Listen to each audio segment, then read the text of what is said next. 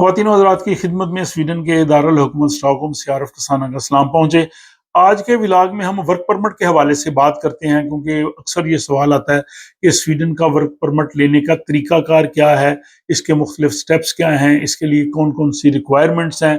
تو آج کا ولاگ جو ہے ان سب لوگوں کے لیے بہت اہم ہوگا جو کہ مستقبل میں سویڈن میں آ کے کام کرنا چاہتے ہیں، ورک پرمٹ لینا چاہتے ہیں۔ ان کو تمام مراحل جو ہے وہ سٹیپ بائی سٹیپ بتانے کی اس ولاگ میں کوشش کی جائے گی۔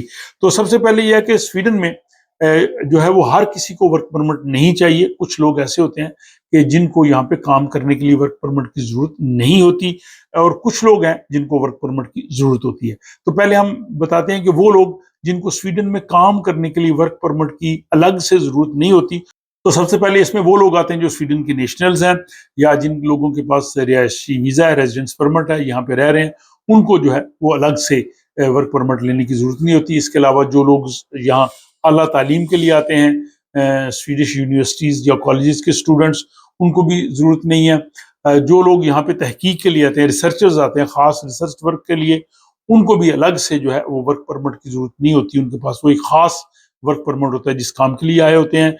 اور وہ لوگ جو یہاں پہ اسائلم کے لیے آئے ہوں اور انہیں ورک پرمٹ کی شرط سے مستثنا کیا گیا، ایگزمپٹ کیا گیا، تو ان کو بھی ضرورت نہیں ہے۔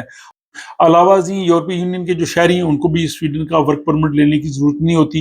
اور وہ لوگ جو یہاں پہ فیملی ری یونین کے ذریعے آئے ہوں، اپنے پارٹنر کے ساتھ رہ رہے ہوں، ان کو بھی جو ہے وہ کسی قسم کے ورک پرمٹ کی ضرورت نہیں ہوتی۔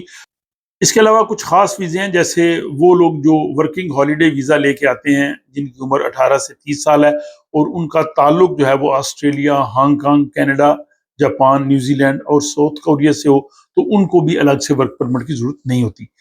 ان سب کے علاوہ تمام غیر یورپی لوگ جو یہاں سویڈن میں کام کرنے کے لیے آئیں گے، ان کو ورک پرمٹ کی ضرورت ہوگی۔ اب ورک پرمٹ اپلائی کرنے کا طریقہ کیا ہے؟ تو سب سے پہلی چیز ہے کہ آپ کے پاس جاب کو کانٹریکٹ ہونا ضروری ہے۔ آپ کو جاب آفر ہو اور اس کے بعد کانٹریکٹ ہو، تو ملازمت کا کانٹریکٹ ہونا جو ہے وہ بہت ضروری ہے۔ اور اس کے لیے اگر آپ یورپ سے باہر کے شہری ہیں تو شرط یہ ہے کہ آپ کی جو جاب ہے سویڈن کے اندر کم از کم 10 دن کے لیے جو ہے وہ ایڈورٹائز کی گئی ہو، یعنی اس کا اشتہار دیا گیا ہو۔ اور عام طور پر یہ جاب جو ہے وہ سویڈن کا جو دفتر روزگار ہے آربیس فاربیدلنگ، اس کے لیے جو ہے وہ اس کا اشتہار دیا جاتا ہے، اور یورپی جاب پورٹل پر بھی اس کا اشتہار دیا جاتا ہے۔ اس اشتہار کے بعد جب آپ کو یہ جاب کو کانٹریکٹ مل جائے اور دونوں فریقین کے اس پہ دستخط ہوں، تو وہ قابل قبول ہوگا۔ اور بعض صورتوں میں جو ہے الیکٹرانک سائن جو ہے وہ بھی جو ہے وہ قابل قبول ہے۔ لیکن اگر کسی کمپنی نے باہر سے سویڈن بھیجا ہو، یا آپ اپنی ہی کمپنی کے اندر ایک ملک سے دوسرے ملک ٹرانسفر ہو رہے ہوں، تو یہ اشتہار والی شرط لاگو نہیں ہوتی۔ اس کے بعد اگلی ہے شرط تنخواہ کی۔ تو یہاں بہت اہم چیز یہ نوٹ کرنی چاہیے کہ جو غیر یورپی لوگ ہیں وہ نومبر 2024 سے جو سویڈن میں جاب حاصل کریں گے، تو ان کی کم از کم تنخواہ 28,400 سویڈش کرون ہونی چاہیے، اور یہ ہر سال جون میں جو ہے وہ یہ ریوائز ہوتی ہے۔ دوسری شرط یہ ہے کہ آپ کی تنخواہ اور ملازمت کی شرائط اس انڈسٹری یا اس جاب کے نارمل معیار کے مطابق ہوں، اور آپ کے پاس جو ہے وہ کلیکٹیو ایگریمنٹ ہو، یعنی اگر اس جاب کی تنخواہ جو وہاں پہ مروجہ ہے اس کے مطابق ہونی چاہیے، اس سے بہت کم یا بہت زیادہ نہیں ہونی چاہیے۔ اور اس کے علاوہ آپ کی جو ہیلتھ انشورنس ہے، لائف انشورنس ہے، امپلائمنٹ انشورنس ہے اور پینشن انشورنس ہے، یہ بھی اس میں شامل ہونا ضروری ہے۔ اب اس کے بعد یہ اگر چیزیں آپ کے پاس ہوں تو پھر آپ ورک پرمٹ کے لیے اپلائی کر سکتے ہیں۔ اس کے لیے آپ کو اپنا نام، تاریخ پیدائش، نیشنلٹی، تعلیم اور اپنا ای میل دینا ضروری ہے۔ اور ای میل بہت اہم ہے، کیونکہ مائگریشن ایجنسی نے آپ کے ساتھ جو بھی رابطہ کرنا ہے اسی ای میل کے ذریعے کرنا ہے۔ اور اس کے بعد آپ نے وہ تمام ڈاکومنٹس جو ہیں وہ جمع کروانے ہیں۔ اگر آپ نے اپنی فیملی کو ساتھ لانا ہے تو وہ بھی آپ ڈاکومنٹس دینے ہیں، اور پھر آپ نے یہ بتانا ہے کہ آپ کے پاس جو ہے وہ مالی حیثیت آپ کی ایسی ہے کہ اپنی فیملی کو آپ سپورٹ کر سکیں گے۔ تو اس کے بعد آپ نے جو اپلیکیشن بھیجنی ہے اس میں سب سے امپورٹنٹ جو ہے وہ آپ کا امپلائمنٹ کانٹریکٹ ہے، اور ساتھ آپ نے اپنے پاسپورٹ کی جو ہے وہ فوٹو کاپی لگانی ہے۔ تو پاسپورٹ جتنا عرصہ کے لیے ویلڈ ہوگا اتنی مدت تک کے لیے آپ کو جو ہے وہ پرمٹ ملے گا۔ اب ہم بات کرتے ہیں فیس کی۔ تو زیادہ تر جو اپلیکینٹس ہیں ان کے ورک پرمٹ کی جو فی ہے جو آپ کو دینا ہے وہ 2,200 سویڈش کرون ہے۔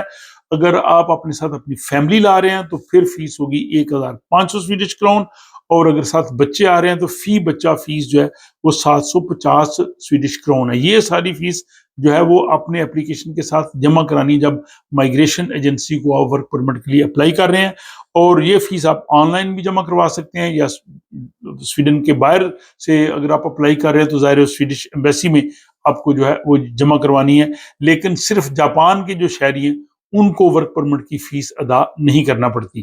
اب اس کے بعد ہوتا ہے کہ اپلیکیشن کے لیے آپ کو کتنا انتظار کرنا پڑے گا. تو یہ اس میں یہ ہے کہ جو لوگ ای یو بلو کارڈ رکھتے ہیں یا آئی سی ٹی پرمٹ جن کے پاس ہے، ہائی اسکلڈ پروفیشن کے لوگ ہیں، تو ان کو عمومی طور پہ 30 دن کے اندر اندر جو ہے وہ جواب مل جاتا ہے اگر آپ کی فائل مکمل اور ڈاکومنٹس پورے ہوں.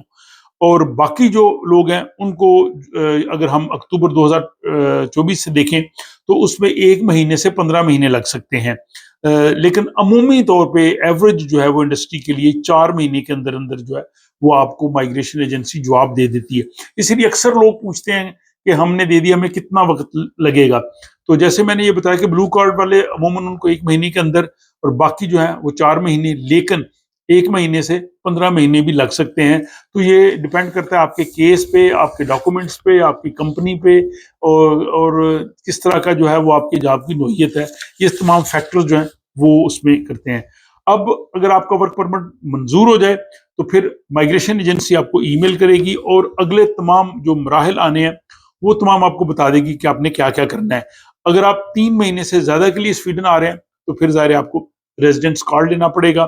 اس میں آپ کو تصویر اور فنگر پرنٹس، بایو میٹرکس وغیرہ وہ سارا آپ کو سویڈن آنے سے پہلے وہاں پہ جو ہے وہ کرنے ہوں گے. اور اس کے لیے آپ کو وہاں جو سویڈش ایمبیسی ہے وہاں پہ جانا پڑے گا. اور اگر آپ کسی ایسے ملک سے آ رہے ہیں جہاں سے آنے کے لیے سویڈن میں ویزا نہیں چاہیے تو یہ تمام مراحل آپ یہاں آ کے جو ہے وہ مائگریشن ایجنسی کے دفتر وہاں بھی کر سکتے ہیں. اور جب آپ تصویر دے دیتے ہیں، فنگر پرنٹس کا مرحلہ مکمل ہو جاتا ہے تو آپ کا کارڈ تقریباً 4 ہفتے میں آپ کو مل جائے گا. تو اس میں بھی تھوڑی کمی بیشی ہو سکتی ہے لیکن ایوریج ٹائم جو ہے وہ 4 ہفتے ہے. تو یہ ہے جناب بہت سے لوگوں کا جو سوال تھا کہ ورک پرمٹ کیسے مل سکتا ہے، اس کے تمام مراحل. اب سب سے بڑا مسئلہ یہاں پہ ہے جاب تلاش کرنا. یہ آپ نے خود ہی تلاش کرنا ہے، کوئی شخص آپ کو ورک پرمٹ یہاں سے نہیں بھیج سکتا. اس کے لیے میں نے کئی ولاگز بنائے ہیں جو آپ اس پلے لسٹ ہے اس میں دیکھ سکتے ہیں. آپ جو ہے وہ انٹرنیٹ کے ذریعے، اپنے روابط کے ذریعے جاب آپ نے تلاش کرنا ہے. جب آپ کو جاب مل جائے گا، جاب آفر مل جائے گی، کانٹریکٹ آپ کے ہاتھ میں آ جائے گا، تو پھر باقی جو مراحل ہیں وہ کوئی مشکل نہیں ہے. تو اس لیے اگر آپ اس حوالے سے مزید انفارمیشن چاہیں تو اس پلے لسٹ میں جا کے آپ دیکھ سکتے ہیں جس میں مختلف ولاگز میں نے اس کی تفصیل بتائی ہے. مجھے امید ہے کہ آج کا ولاگ بھی بہت سے لوگوں کے لیے جو ہے وہ معلوماتی ہوگا جو سویڈن کے ورک پرمٹ کے حوالے سے جاننا چاہتے ہیں یا اکثر سوال کرتے ہیں. اس حوالے سے آپ کے اگر سوالات ہوں تو آپ کمنٹ باکس میں ضرور لکھیے گا. اور میں اپنے ان دوستوں کا بھی شکریہ ادا کرتا ہوں جو ان سوالوں کے جواب دیتے ہیں، چونکہ جو ان مراحل سے گزرے ہوتے ہیں وہ زیادہ بہتر جانتے ہیں. تو ان سے ریکویسٹ کروں گا کہ اگر آپ سوال پڑھیں اور آپ کے پاس اس حوالے سے کوئی جواب ہو تو ضرور اس کا جواب آپ دیجیے. ایک دوسرے کی ہمیں اس طرح سے رہنمائی کرتے رہنا چاہیے. اپنا خیال رکھیے گا. ملاقات ہوتی ہے کسی اگلے ولاگ.